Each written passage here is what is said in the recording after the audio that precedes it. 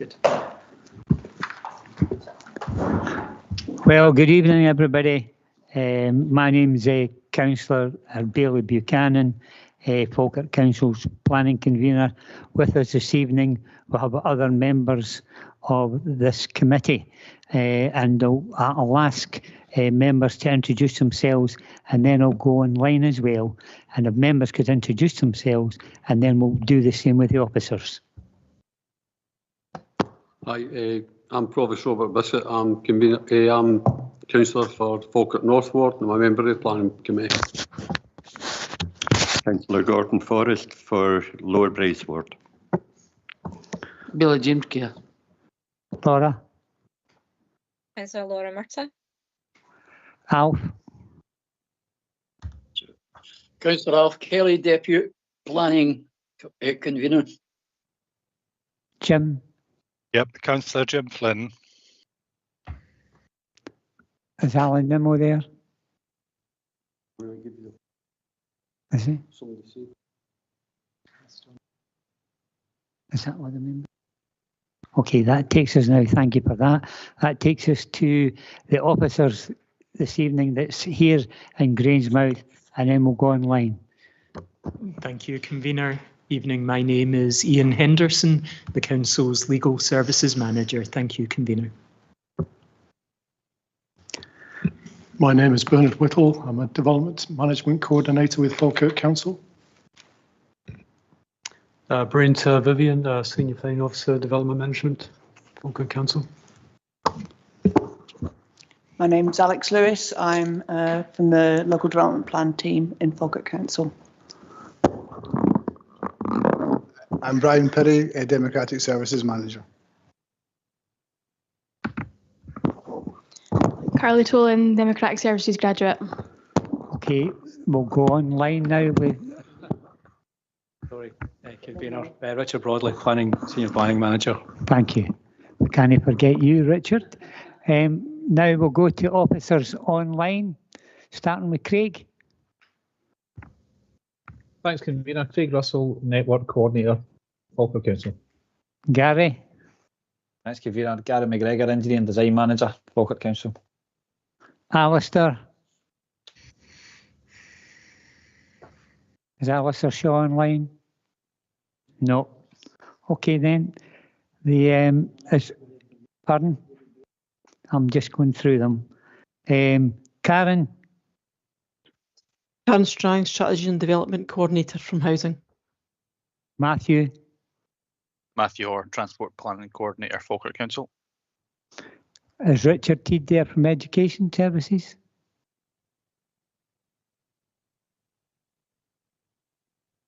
No. Any other officers that we've missed out? David Gray. Hi there. Yeah, David Gray. Since yesterday, I am the Environmental Health and Trading Standards Manager for Falkirk Council. Thank you. I don't think there's anybody else. Have we missed anybody out? Okay, thank you. Well, good evening, everybody, and a very warm welcome to this planning predetermination hearing. The meeting has been held in Grangemouth Community Education Unit, 69 to 71 Abbas Road, Grangemouth, and remotely. Today, Wednesday, the 2nd of October, beginning at 6 p.m. In accordance with Section 43 of the Local Government in Scotland Act 2003, it has been directed that this meeting will be conducted in such a manner as to allow a remote attendance by elected members. The meeting will also be live streamed. Go to the business now, the agenda. First of all, any apologies? Thank you, Convener. We have apologies submitted by Councillor Sinclair. Thank you.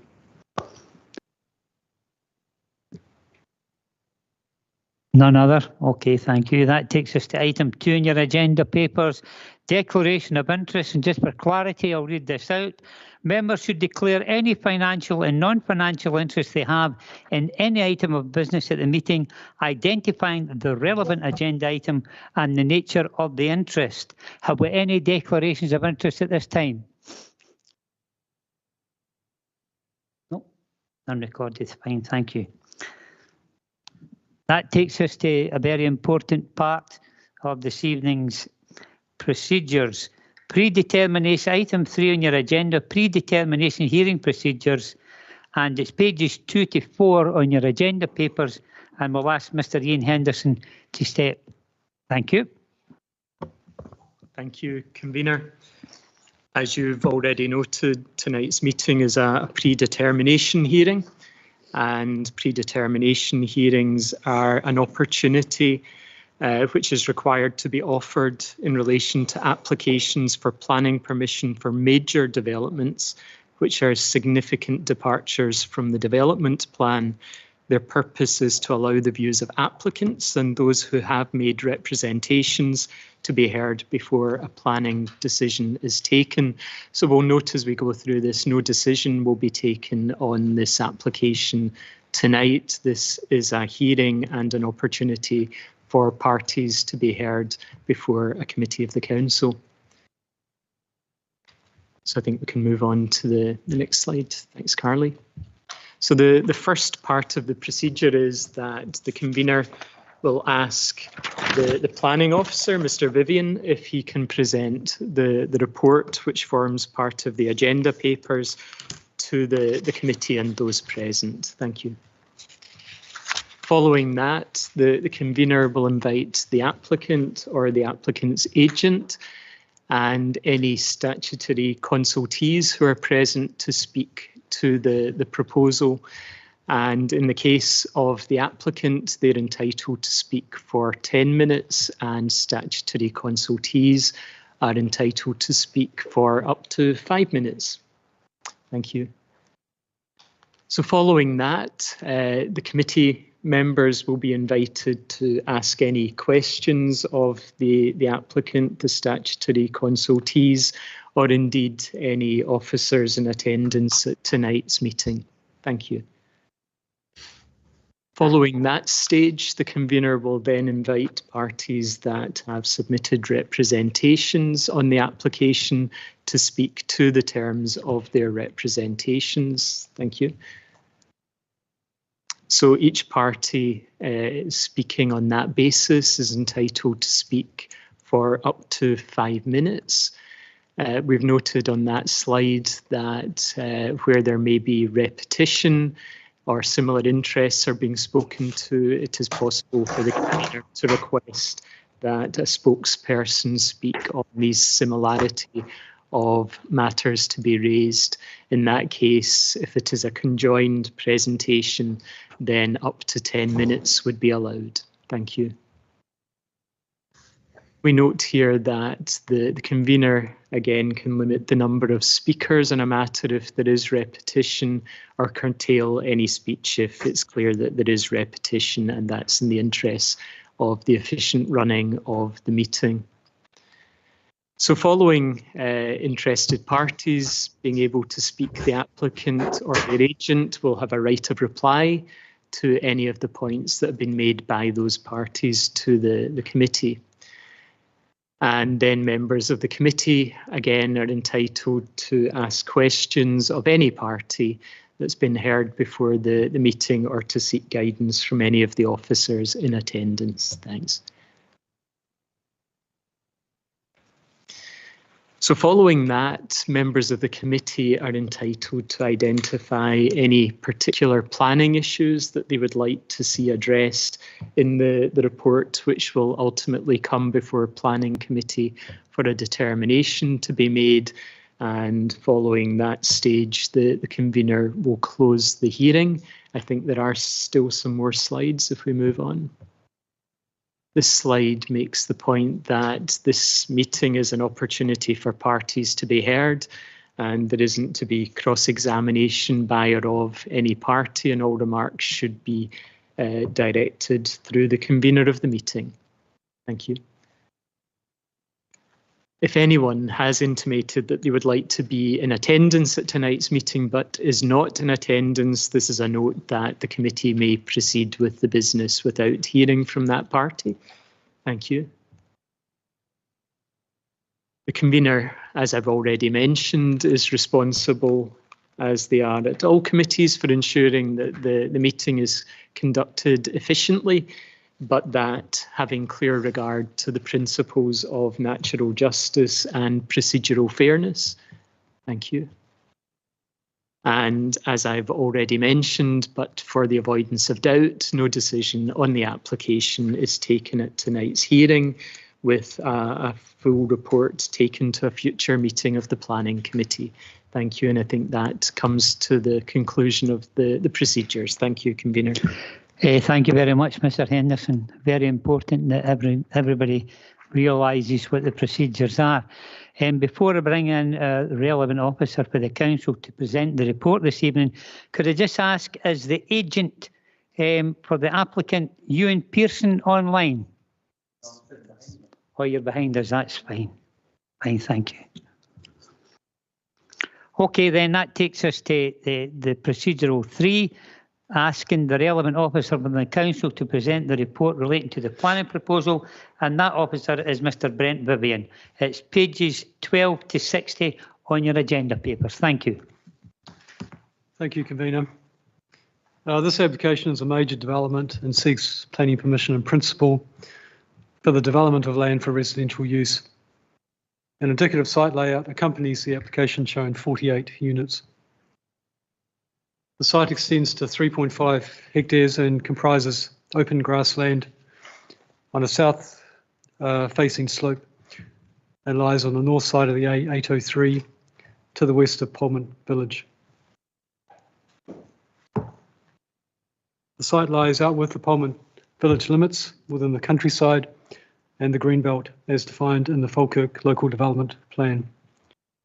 The site also lies within the Antonine World Heritage Site buffer zone. As Mr Henderson said, a predetermination hearing is required for an application for a major development that is significantly contrary to the development plan.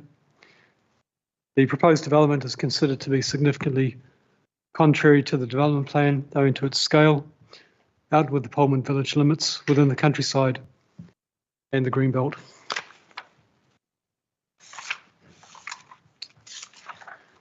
This application was previously considered at a predetermination hearing on the 15th of December 2022. Given the passage of time and the adoption by Scottish Ministers of National Planning Framework 4 since the original hearing, the consultations were rerun, and it is considered appropriate to hold a second predetermination hearing. The application was held in abeyance for some time, pending the outcome of an appeal to the Court of Session. The court case specifically considered issues around Housing Policy 16F of NPF 4 and whether this policy applied from the date of publication of NPF 4 or only once the new style LDPs had been prepared. The court found that the policy applied from the date of publication of NPF 4 and dismissed the appeal. The time period to appeal to the Supreme Court has now lapsed, and on this basis, it is now considered appropriate to progress this planning application to a determination.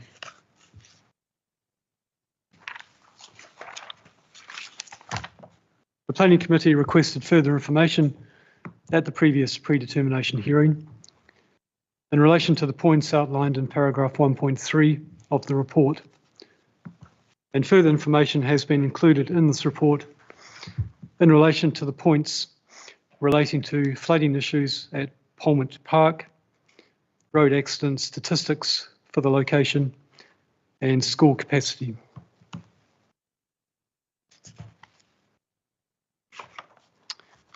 Section 4 of the report outlines the planning history for the site, and Section 5 summarises the consultation responses.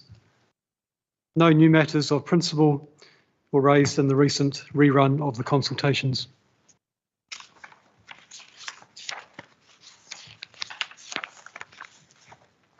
Pullman Community Council have objected to the application, and their concerns are outlined in Section 6 of the report. In addition, 14 public representations have been received, comprising 13 objections and 1 representation in support. One of the objections is a petition with 5 Pullman Park addresses. The matters raised in the representations are summarised in section 7 of the report.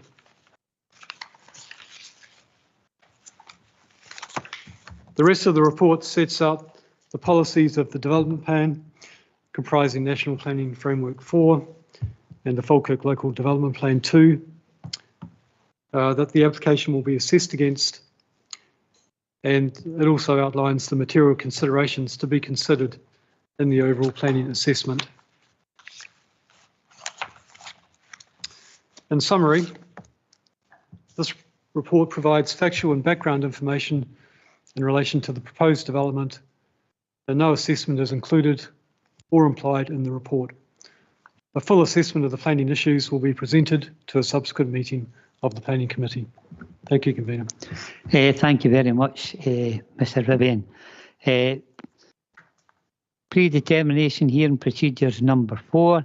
As a convener will invite the applicant or their agent and any statutory consultees to speak in relation to the proposal. So I'm going to ask if the agent, is it Ewan Pearson, could come forward and take yourself in the dock, yeah.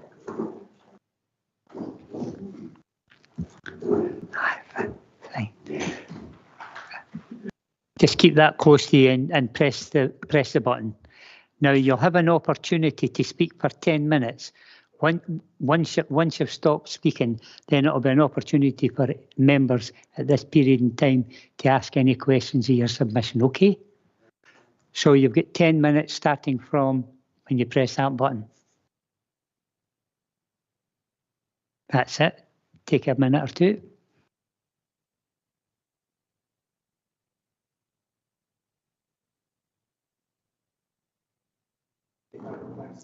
It's no, I don't think, is it working?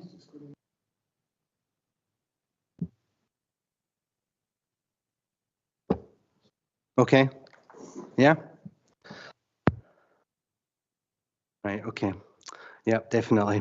Okay. Thanks for the opportunity to speak at the hearing. I'm a bit disappointed that there's not an assessment in Brent's report. Because I'm clearly here to try and persuade you that when you come to make a decision that you should grant this. This is an application for planning permission in principle. So what you're being asked, what we're testing or what you're being asked is whether or not the principle is acceptable. We're not here to make a decision on all the detailed matters like design, access, drainage, landscaping, all that kind of stuff. And I just want everyone to focus the fact that we're dealing with the principle here. There is an indicative layout of 48 units that was actually produced by the architect acting for Cala. Cala has a real interest in this land. They think it can deliver affordable and family housing. So this site, as Brent pointed out, was considered for inclusion in the LDP back when the examination took place in 2019. And again, as Brent summarised very neatly, that the reporter found that it wasn't acceptable, not least because it would narrow the corridor, the green corridor, the green belt between Pullman and Grangemouth. But of course, that examination took place 5 years ago. We're not yet into the next cycle of the LDP, and we need to deliver housing land. The gap between Pullman and Grangemouth has now been narrowed significantly with the expansion of both the distillery and the Klondike complex. So in real essence, this site isn't going to make a contribution to narrowing of the green belt. It's basically the width of the M9 corridor now. So Brent's identified 16 policies in the National Planning Framework and 27 policies in your local development plan that he considers are relevant. And if it had been an application for detailed permission, I would agree with them. But a vast majority of these policies deal with what we call matters specified in conditions. I'm not going to go through the whole list, but for example, the policy 6 in the framework is about woodland, because there's woodland to the north, and you've got a policy P20 that deals with woodland. Policy 14 in the framework deals with design. You've got PE01, which is design and layout. A lot of these policies are matters we are not here to consider. We are only here to consider the principle of development. So for me, trying to promote this, there's 3 clearly identifiable issues, and those are the green belt, the heritage asset that is Antonine Wall, and the issue of the land being unallocated in the local development plan. I kind of touched on the green belt when I first started talking. I don't believe that the green belt is, the objectives of the green belt are being compromised with this land coming forward, and that's just because I explained that the separation distance now between the 2 settlements is only 200 metres because of the distillery expansion and that of Klondike. And this site sits in between the existing Pullman settlement and these other land uses. And of course, if you look at the OS plan in Brent's report, the window at the top left, you can see the buildings. And of course, we've also got the new cemetery, the old cemetery. So this is not in the middle of the countryside. Those relevant policies are your 1P15 and the MPF 8. So the Antonine Wall, the entire wall is not a scheduled monument, only the surviving sections of it. And the nearest bit that I can see that's scheduled is from Sandy's Loan, which is to the northwest of the distillery. So clearly, although this is in the buffer zone, it's not genuinely going to have any impact on that scheduled monument because there are already intervening buildings. And then, of course, you've got the motorway as well, which is obliterated part of the wall. So I don't think you need to concern yourself about the heritage asset there. And of course, Historic Environment Scotland didn't have any comments to make on the application. I don't consider that they'll change their position. My experience of practice for 25 odd years is if they're going to object, they will object. If they don't say anything, well, I think you can pretty much take it that they're not that bothered. But again, you know, to a certain extent, we haven't got a defined layout. We don't know the building heights, we don't know the density, we don't know the road layout. These are all matters specified for conditions, so you may take a different view on that.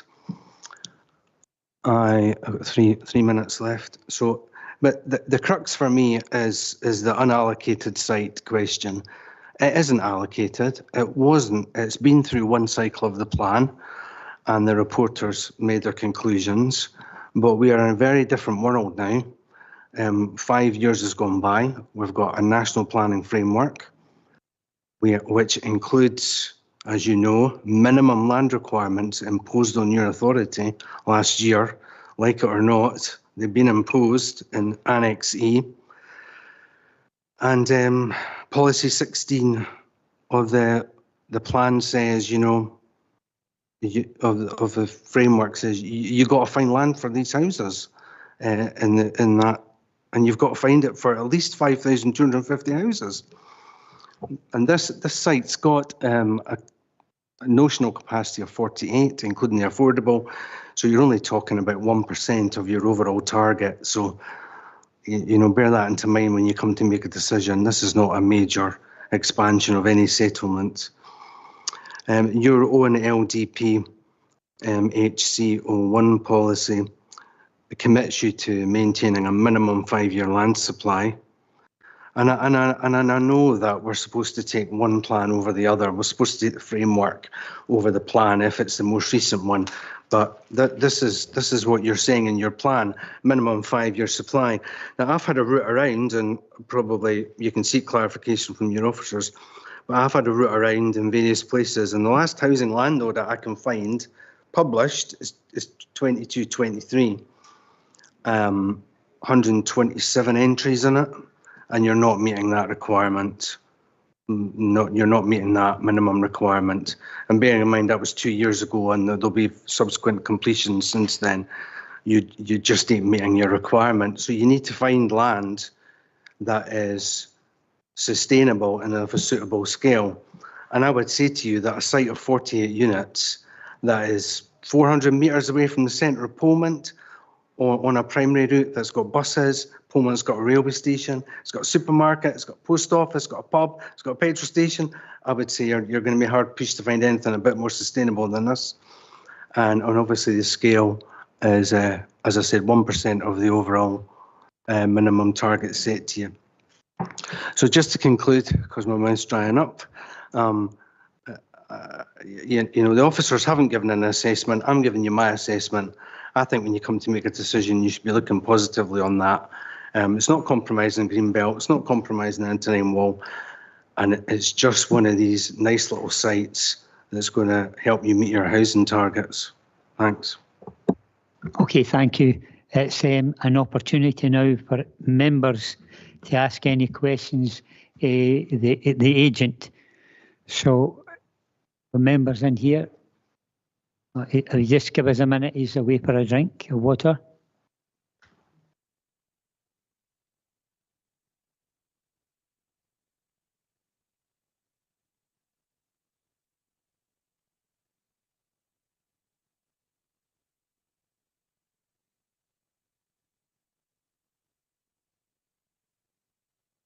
Okay then, is there any questions to the applicant? Bailey Kerr. Thank you very much, Convener. It was stated at the beginning that it's 3 years since the application has been submitted, and we understand that there was a legal aspect to why it never came forward. In your opinion, was that right for it to delay it because of the opinion or because of the legal stance? But you're right, it's been in for 3 years. I'm late to this party. I wasn't the agent to begin with. I can only tell you what I've seen in the previous handling of it. To be honest, I think it just got lost in the mire because the previous agent never agreed any extensions to the period for determination. And then when my client picked it up, you know, there really wasn't any urgency by anybody, I don't think, to deal with that. But you know, the previous manager, Mr. Dryden, he took legal advice from Brodie's, I believe, and you know, the council decided what the council decided. Okay.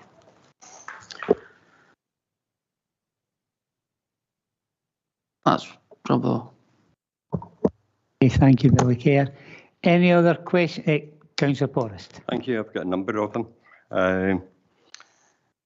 It's your opinion that it won't affect the green belt, but it has already been decided that it would have affected the green belt by the reporter, correct? The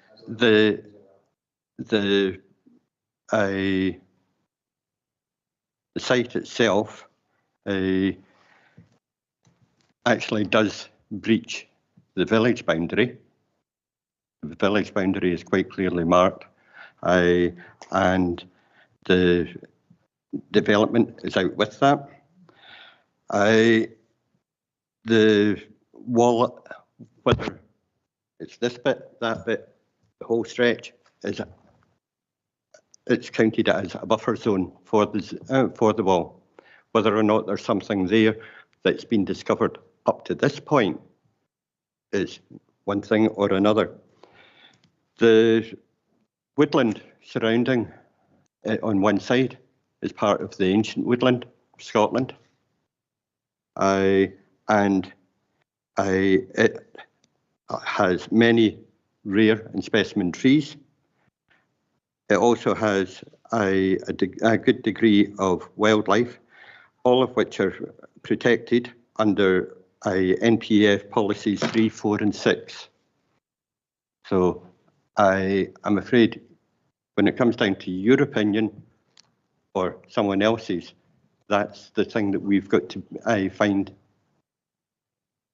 Sorry, Councillor Porras, but it's interesting what you're saying, but it's direct questions to him regarding the submission. Thank you. Have you any plans to do the assessment of the woodland or the ecology for the area?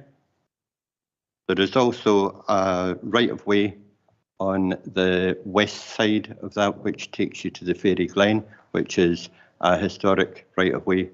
Have you got a plan to protect that? Because the last thing we want is to lose another right-of-way. Okay. So that's two questions, or do you want me to just answer it? Do you want me to talk about the green belt? The green belt, because I don't agree with you. Fine. I'll deal with the two questions you gave me at the end, right? So the footpath, the public footpath, which is marked by green signs, it's not part of the application site. It won't be affected. It's to the left of the site, so there's no impact on it. And we don't intend to do anything to it. The woodland. So I'll try to be brief. So as I said at the top of the conversation that I was having, this is plan, permission and principle. So once we know the layout and we know there won't be any woodland loss because it's outside the site. This is just a field. So the woodland's not going to be touched by the development. But I see what you're saying about habitats perhaps in the woodland. There might be birds, there might be badgers, all protected species. And notwithstanding planning, there's a Wildlife Act to consider. Those obligations already exist on the person that owns the field.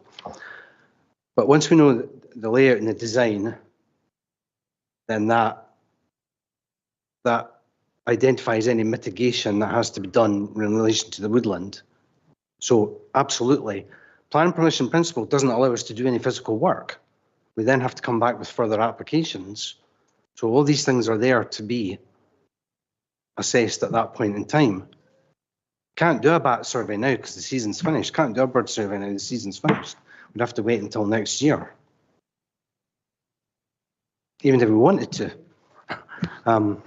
Any further questions, Councillor Well, Porras? you said about the buffer zone and the green belt as well. Right. Because you mentioned the LDP, but I noticed one of your colleagues here from strategic planning, so they might have a different opinion as well.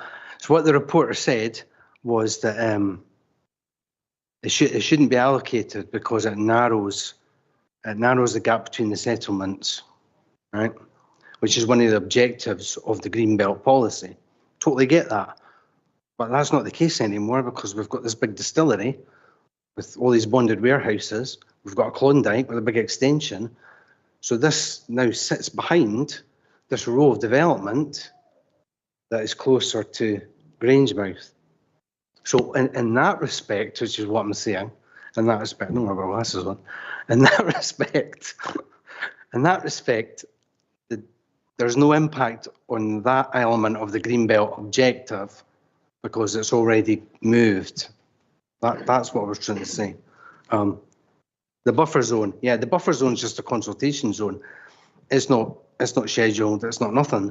It's like it's a consultation zone, and HES has been consulted, and they don't have any views. So, sorry, can I just say, the green belt is a belt. You've got one side, you've got the other side. The green belt on that side is the motorway and the development down there. On this side, closer into Pullman, you've got the entire main road, which stretches from Pullman to Lauriston. and that is still classed as the green belt. Okay. Yeah, and that would be affected. Can you listen? We're straying into the realms that you'll have plenty of opportunity to make your views known at a later stage. But at this particular time, it's direct questions to the agent in relation to submission. Is there any other member, either here or online, get any direct questions to the agent in relation to submission? None? Okay, come in then. Thank you. And it is direct. 25% of the development will be affordable housing. Yes, and on that layout that I don't know if you've seen the layout. I don't know if I included it in the papers, no. But there's the affordables on the right hand side. Right. It's on that layout. On my wee map, there's a sort of dogleg. Starting off at the main road. Yeah, if you look at the plan in Brent's report, yeah, that area south of the south bit nearest the road, the farm, yeah. nearest to Pullman Park, that section there is the affordable. Right. Okay. When you talk about affordable housing, how is it you class it? Is it sale for cheaper houses, smaller cheaper houses, or is it? There we go. Right, thank you. So they're basically flats, I take it? No. This, as I said, this is the architect for Cala, so this is maybe what Cala envisages, but this is open to discussion with whatever the housing needs assessment requires. What this shows is, I think there's only 4 flats, and then the remainder are terraced or semi-detached houses. Right. Thank you. The rest of it, now, would those be sold as affordable housing, or would they be handed over to a housing association for them to let? Well, I don't know the answer to that because this is planning permission in principle. In principle, yes, and I know, but don't you must know, have an idea. I don't know what your housing department requires, what they've assessed as the need for this area. Right. It may not end up being this. I mean, if the housing service says that we don't want any flats, then they'll not deliver flats. Yeah. And clearly, your officers won't agree to that. Okay, fine. And the other part is there's a lot of greenery around here. It's nice, spacious. Who would maintain all that? Are you expecting the council to move in, or would that be a factor, or is that again another thing you haven't planned on? As much as I hate factoring, it's just the way it is at the moment. It's like there'll be like a community association or residents association, whatever you want to call it, and they'll be responsible for the communal areas, and it'll be in their title. Many of us have experienced that if we've bought stuff before. Yeah, we have. That's why and it's not pleasant. Thank you for that. Okay, thank you, Councillor Forrest. Obviously, you've got a great insight into the area, and we appreciate that. But at this stage, I'll ask once again, is there any other member got a direct question to the agent? None. Okay, sir, you can retake your seat. Remember, take notes because you've got a right to reply to anything that's been said at a later stage. Okay, thank you.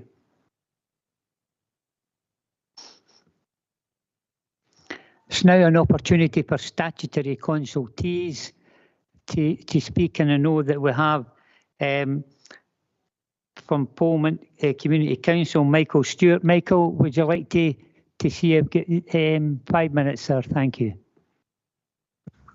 Thank you, Convener. I'll just read out my statement that I submitted for the previous application, if that's possible, please. Fine, thank you.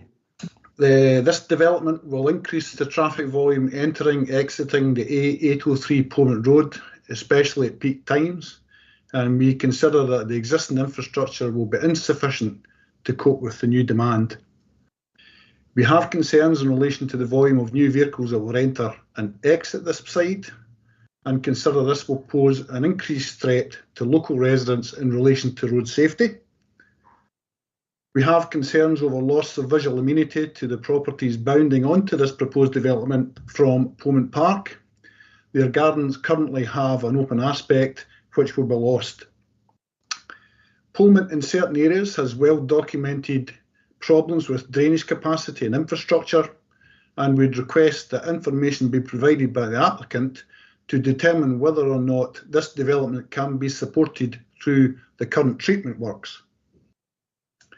We consider that the proposed site currently provides green space between Pomont and beyond, and should be considered as inappropriate development on land which is out with the urban village limits, Pomont countryside development, and therefore should not be subject to development. We consider that the proposed development does not comply with SPG Education and New Development Structure Plan policy. This states new housing will not be permitted unless adequate school capacity is available or made available. I consider the local primary and secondary schools to be at capacity already, and they cannot accommodate any further pupils generated from a development of this size. Additional strain will be put on Pomont train station relative to parking of vehicles for commuters, travellers. There is currently insufficient parking provision at this station, with many vehicles already parking in the surrounding streets and health centre car park. This proposed development will only exacerbate the situation. We consider that the health centre, doctor surgery, is also currently at maximum capacity and will not be able to accept any new patients, which a housing development of this size will no doubt bring. The proposed site sits within the Antonine Wall Heritage Site Buffer Zone, PE05, and therefore should not be subject to development. We also consider that the pre-application consultation report previously is flawed and should be reissued to all parties concerned. Evidence should be provided by the applicant that Pomont Community Council were indeed notified as suggested, as the last notification we received was for 23rd of March 2020 at Pomont Bowling Club.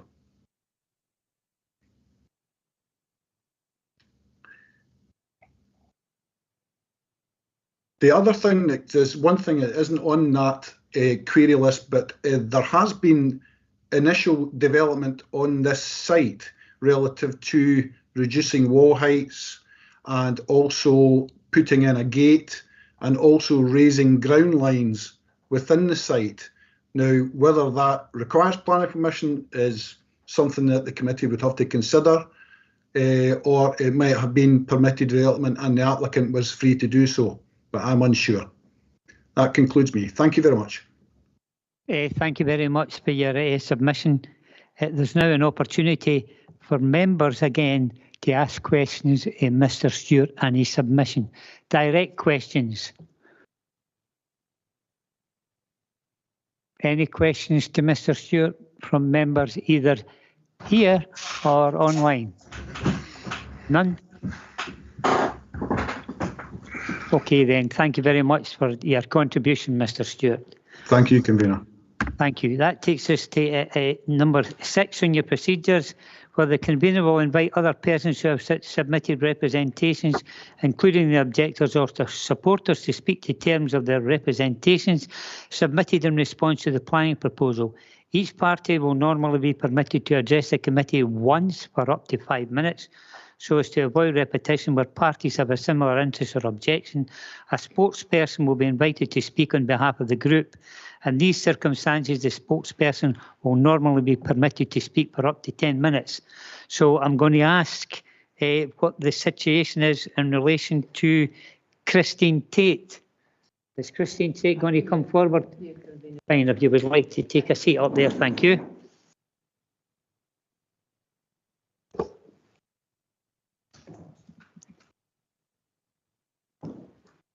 If you just Thank you. bring that closer to you, because Right, everybody can hear. But the situation, if you could just introduce yourself, say who you are, who you're representing, and then carry on. You'll have 5 minutes, and then there'll be an opportunity again for members to ask any questions. Okay? Right. Thank you very much, Convener. No, thank you. It's really to amplify what Michael was saying just now about the flooding in Pullman Park. The flooding, I live on the outskirts of next to where the site would be for building. And the flooding is at the stage now where several houses, if they hear of a potential downpour, and we've been getting these quite frequently, they are putting sandbags at their doors. We are really concerned about this. Just really to say that I know somebody that used to go skating in that field when they were young. So it has a history of quite a depression in where Pullman Park is. But that water is feeding into the site of where these houses are going to be built. The other thing that concerns us is the access from that road that Michael or the gate that Michael mentioned on the main road approaching Pullman, which, as far as we were concerned, was put up illegally. It's never been used. It's never been opened except as they were putting it in. And that stretch of road is still 40 miles an hour. Unfortunately, the exit from Pullman Park is just at the beginning of Pullman, and cars are still going along at least 40 miles an hour. And we have great difficulty, especially at peak times, getting out of Pullman Park. And if that is the only exit from the new building or proposed building site, we are really concerned. I think these are the main things about it. Another little thing about the flooding, that water from Pullman Park, I forget what kind of water it's called, the storm water drainage for that kind of location would need to be fully contained and dealt with on site and not discharged into the local water courses like the burn, the Ferry Burn. And that's the water that then goes down to Klondike, etc. And that water from Pullman goes into the middle of the proposed building site and then into the Fairy Glen, which floods sometimes. So it is quite a big issue as far as we are concerned. Thank you for letting me speak. Oh, no, thank you. If you just sit there for a few minutes, and then there's an opportunity now for members who would like to maybe ask any questions in relation to Councillor Forrest. Hi, Christine. Thank you for your. The Ferry Burn and the water that feeds into it. This is the same Ferry Burn that goes down to the rear of Klondike and round past the what was the Beefeater, and this is the bit that floods the car park there. I'm sure we've all seen the pictures there. I've got some with me. Have you? Is that correct? That's the same route that the burn takes. Yeah. Yes. The other bit was the gate that's caused so much. This is where most people believe the developer wants to have the entrance exit. That is affected obviously by the road speed, and it can be quite busy there. I've seen it myself, but just prior to that, the vehicles are coming up out of a dip at Cassell's Bridge, and that causes blind spots as well. Excuse me, yeah, Councillor Forrest, if you could maybe make it a wee bit more direct. Okay. But I know it's difficult for you. Does it not? do that. You know, you are, Yes, you have got a but blind as spot far- there as well. Sorry, Gordon. As far as I'm concerned, or what we've been led to believe, the way people will be able to come out from the new development will be where this gate is. Because they couldn't put it in the other little corner down at the burn. I know that's another way into the field. It would be in the middle of this main road, which is about 150 yards from the beginning of the houses. So, and finally, one last thing. When the developers went in and did some work there, they actually raised some of the height of the ground, I believe. well, I couldn't tell you about that. I can't remember that, but I do know the flooding started after that. No, and appreciate There were supposed that. to be cracks in the lead piping that led into the field. I would say at this stage that, and to be in all fairness, that what Councillor Porras says there was maybe a supposition from himself. It wasn't directly included in this. My apologies if it was a supposition. I tried to ask Mrs. Tate if she believed that was part of the problem. Fine, but it's no part of the application. Right, thank you very much. And you'd like to retake your seat. Thank you. And thank you very much, Councillor Porras. One of the issues is that you know the area that well, and it's obviously there's so much in your mind in relation to it. But the fact is, when we go through these procedures, it's got to be done to ensure that we're there and precise and definitive and all the matters. So thank you, sir. Okay, then that's that. Thank you very much. There's no other. I'm just going to ask this. There's no other objectors either here, or is there any objectors online at the moment?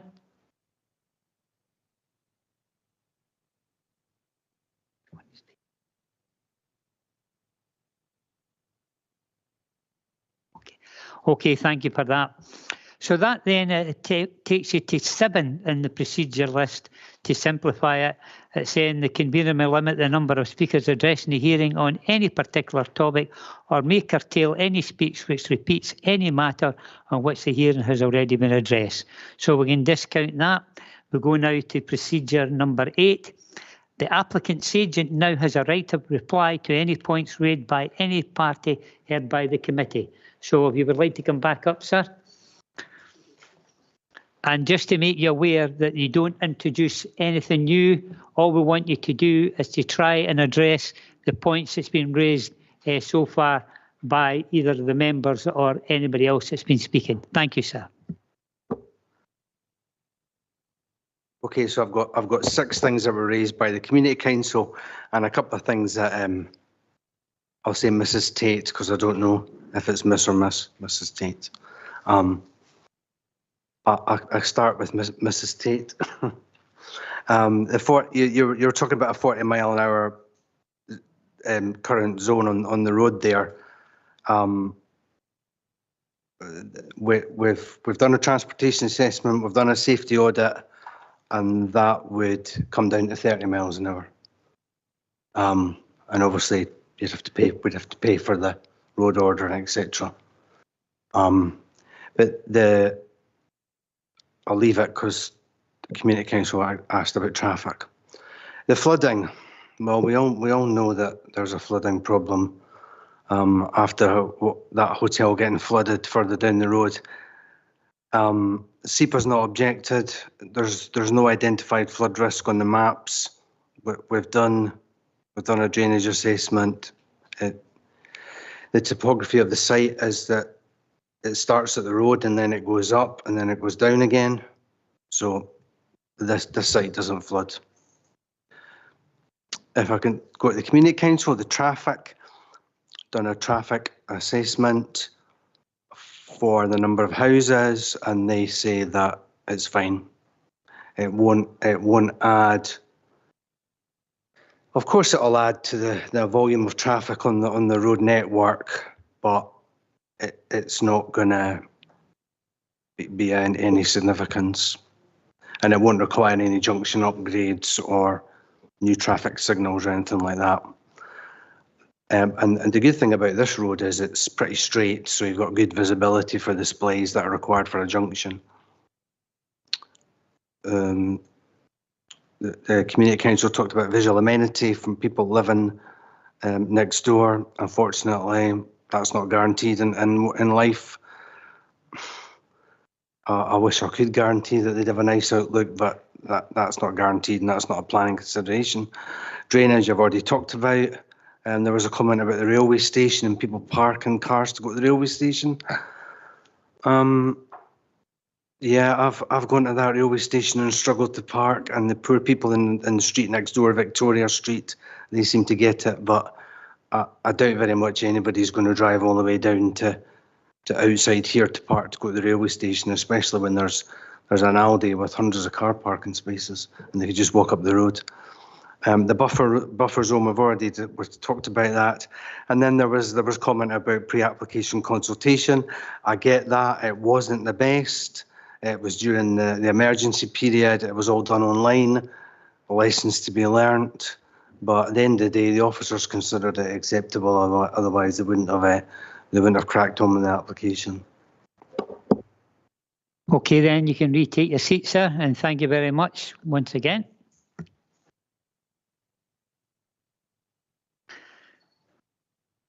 We're now at number 9 on the hearing procedures. Members of the committee will be invited to question any party heard by the committee or may seek guidance or factual legal matters from council officers after each presentation. Now, I'm going to come in right away to some of the other officers online. I'm going to come to Gary. Gary, you'll be able to talk to us, Mr. McGregor, in relation to the flooding issue. Yep, welcome. Can you give us an overview of the situation here? Because obviously, and Councillor Porras has said, and I think we're well known that there was, even in the national press, there was major issues with down the bottom of that area when people were knee deep in water. So, can you give us an overview? Yeah, certainly can, convener. So our flooding team have reviewed the application at obviously at PPP stage. They've certainly made some queries on that. There is, like you say, Polmont Park is directly to the east of this site.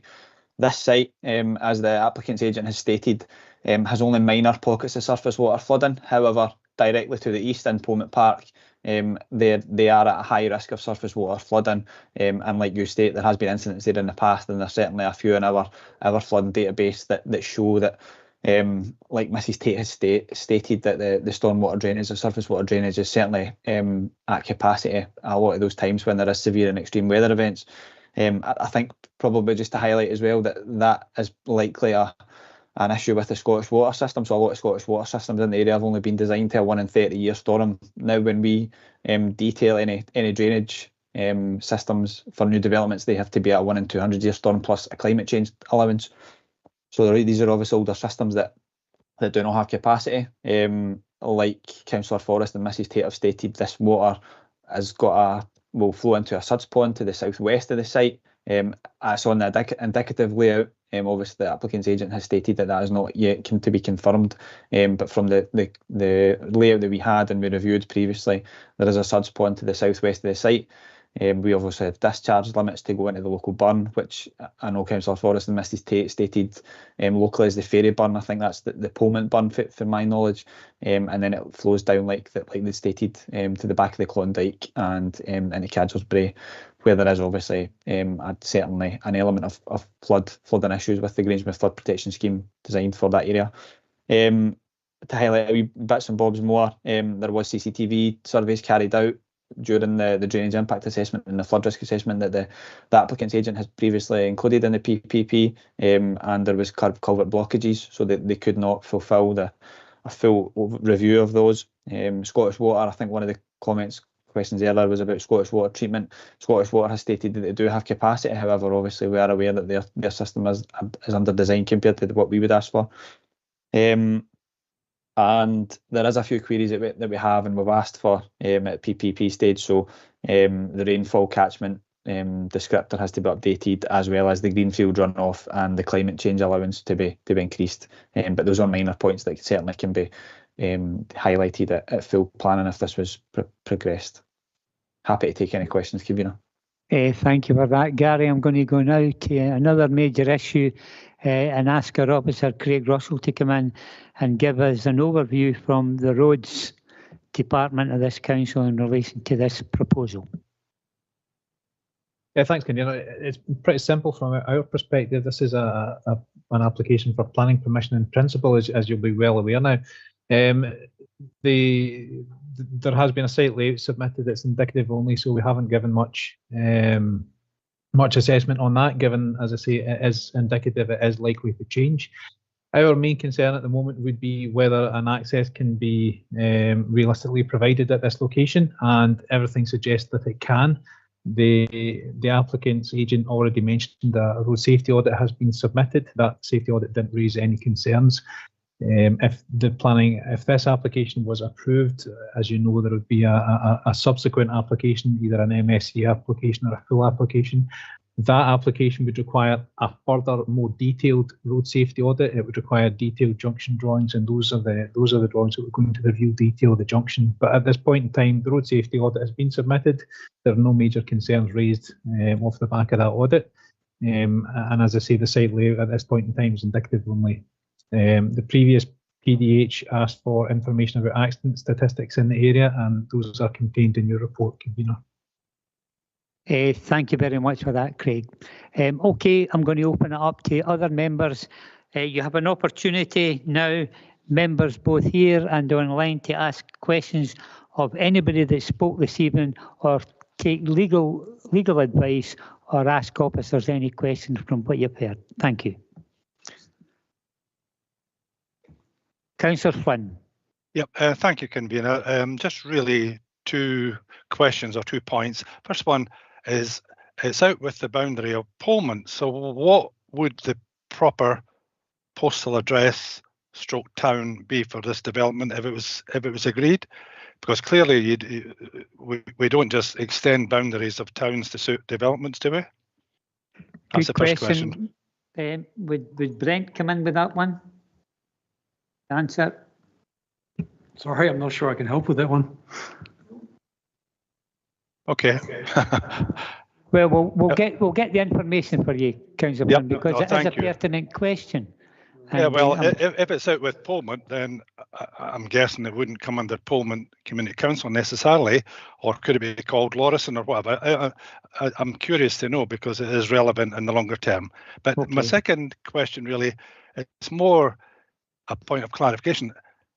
Is this Greenbelt or isn't it? Because we're hearing conflicting statements here. It's part of Greenbelt, but because somebody's extended or used part of the Greenbelt somewhere else, it's not relevant, it's not important. So I'd like to know 100%, is it Greenbelt and is it important?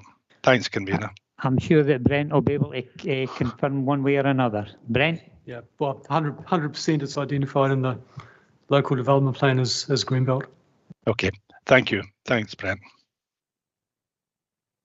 I'm looking here for any questions to anybody. Okay, Councillor Porras. I'm anybody. Okay.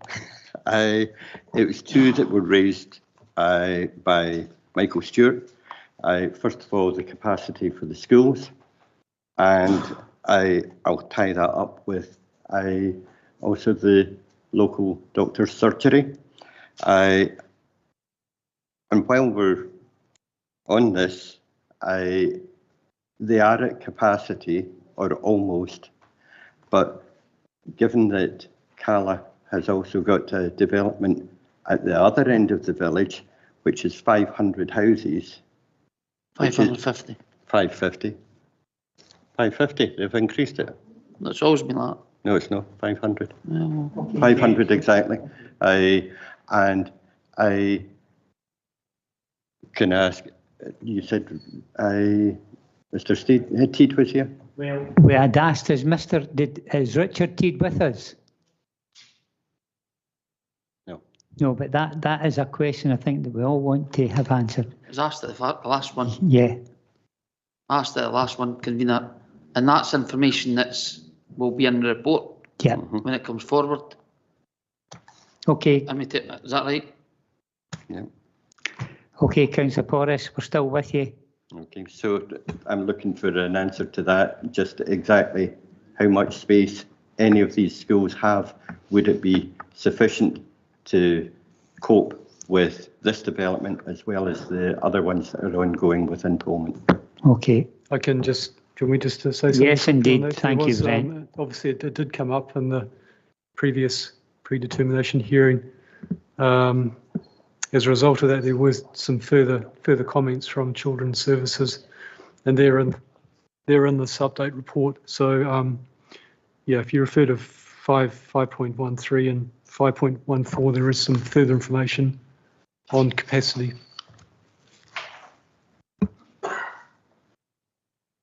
Okay.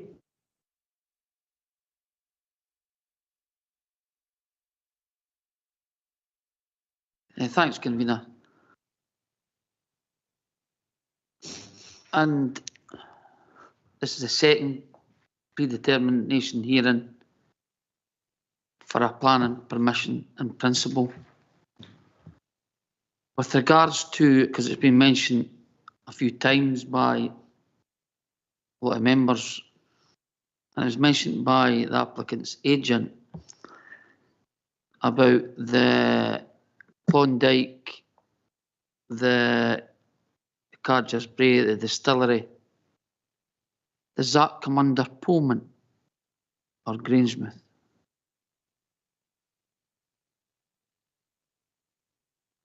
We'll try and get that answered because it's... Well, obviously, this is a fact-finding meeting, Convener, so that doesn't need to be answered. These questions don't need to be answered tonight. No. That's for the report when it comes back.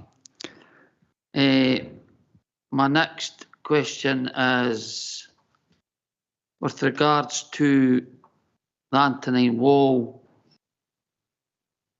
When we had another application at the Klondike, when we passed the application there, we were informed that the wall was actually across the road by an officer. Can we get that clarified for the report when it comes forward, please? Notes have been taken with all these questions, and I can assure you that anything that any member is asking will be included in the report that we can give an answer. Yeah. And as my learned friend here has already stated about the flooding at the Cadgers Bray area, is that still the case, or has mitigated circumstances reduced that?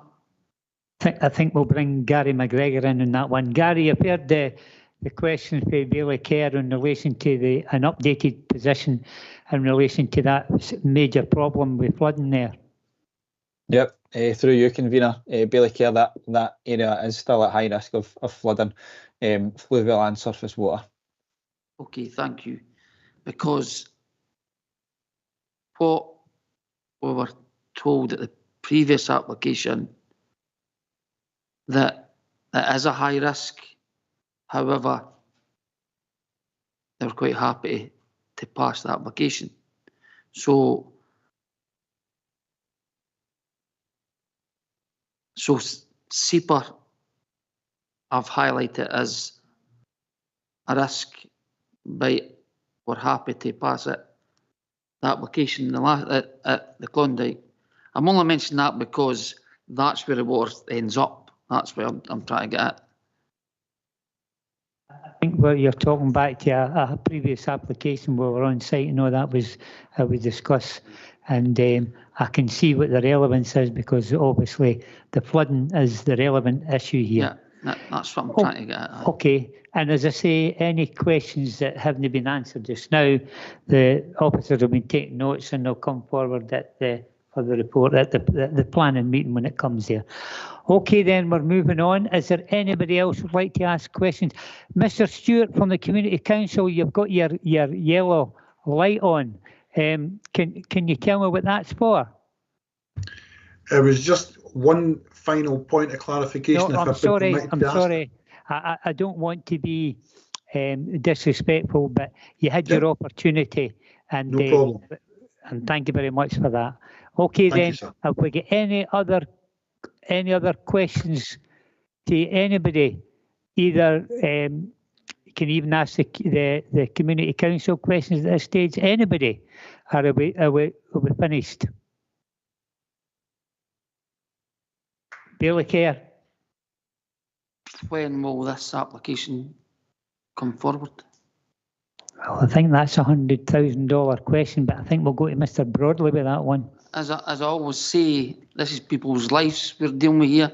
Yes. Whether it's for or against, it lets people get on with their lives. I'm happy to answer that, convener, through yourself. Indeed. A couple of things to note around that. It would be wrong of me to try and suggest a date or a time this evening. Members will be aware there's been a change to standing orders. So the November Planning Committee pre-agenda has passed for that. That pre-agenda has been held for that, and the committee is set for that. I understand there's no Planning Committee in December. I'm conscious as well there's a sites element to this as well, which convener may or may not want to consider. And there's a number of factors that have been raised tonight, which both by the agent, the community, and yourselves as members, that the officer will have to take cognizance of. So we have to consult with our governance colleagues about timetabling as well.